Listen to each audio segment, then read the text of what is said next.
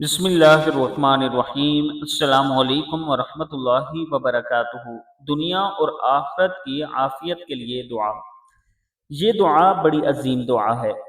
اگر آپ چاہتے ہیں کہ آپ کو دنیا میں بھی اللہ تعالیٰ اور آخرت میں بھی عافیت بخشے تو یہ دعا آپ ضرور صبح و شام پڑھیں۔ حضرت ابن عباس رضی اللہ تعالیٰ عنہ فرماتے ہیں کہ نبی کریم صلی اللہ علیہ وآلہ وسلم یہ دعا فرماتے تھے: اللہم انی اسألک العفو والعافیت فی الدنیا والآخرۃ، اللہم انی اسألک العفو والعافیت فی دینی ودنیای واہلی ومالی، اللہم انی اسألک العفو والعافیت فی الدنیا والآخرہ، اللہم انی اسألک العفو والعافیت فی دینی ودنیای واہلی ومالی۔ صدق اللہ